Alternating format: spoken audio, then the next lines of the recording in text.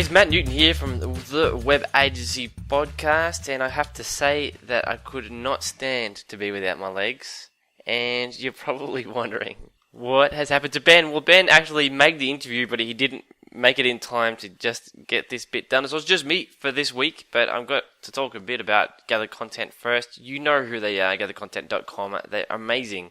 Use the discount code Web Agency Podcast to get a 15% lifetime discount on their pretty awesome products. So the idea is that you gather your content together and manage it all through their interface and then export the content to whichever website you're building. So it's way easier than managing Google Docs all over the place and getting the client to understand how the content actually works with the website when it comes to the actual design of it.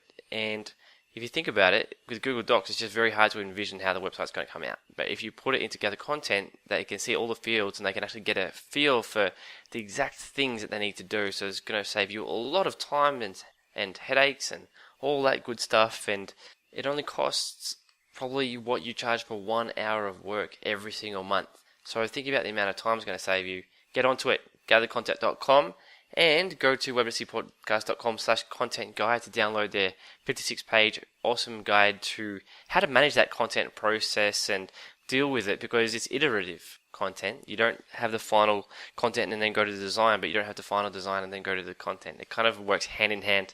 It's a guide to managing that process. Now, we have a really cool conversation actually coming up with a favorite person of mine. I've been following her for a long time, but I've never been able to get her onto the podcast. And by never been able to, I've just never asked her just yet. It's one of those things where you often... This is going to sound stupid, but as a podcaster, I tend to hold various people in my back pocket, like for a rainy day. If I just run out of interviewees, at least I know I've got a couple of really good people I can ask. That was Travis Jamison last week, and for this week, that's Shola. So let's dive straight into the conversation. I really think you're going to get a serious amount out of it.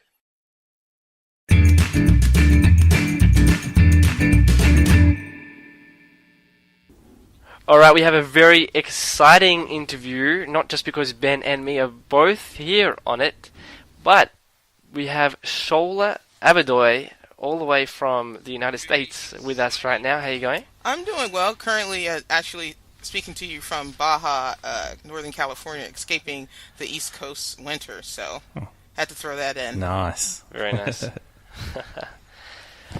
Very nice. So you were just telling us before the call that you have a bit of email and webinar expertise, and maybe this relates to the fact that you're half Nigerian. Yeah, actually, how did you know?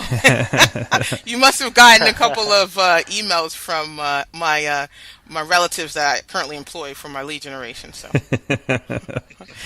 if you get any hate mail, then just forward it to me. So, any princes in that group there? Yeah. Well, actually, to be 100% candid, my grandfather actually is a chief. So. It's when my friends hear all the jokes about email marketing, they're kind of, the sweet irony is that I actually have some royalty in my family. So I don't mind. I guess because it's true, I don't mind being ribbed about it. So I read an article not too long ago in the New York Times, I think it was, and someone actually went to Nigeria and tracked some of these guys down and just talked to them about their tactics. And these guys were saying that they deliberately make these emails not very believable, because they don't want people who are semi-gullible to reply to them, because just waste their time.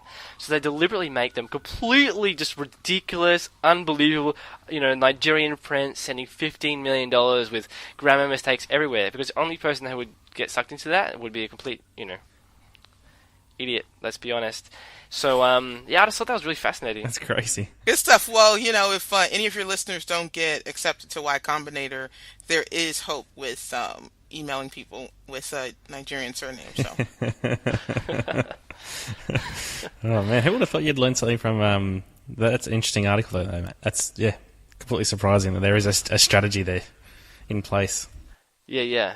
It's definitely not random. So these guys are really clever and just faking out to be terrible with English and all that kind of stuff. So, Shola, why don't you tell us a little bit about yourself? So, as you all very generously introduced me as, I'm Shola Abidoye, and I'm the co-founder and chief revenue officer for Digital Author Lab. So we help best-selling content providers, coaches, and consultants build what we call crisp sales funnels so that they can actually enjoy the selling process and get off the feast and famine roller coaster sales ride. And CRISP really stands for controllable, repeatable, scalable, and predictable sales funnels.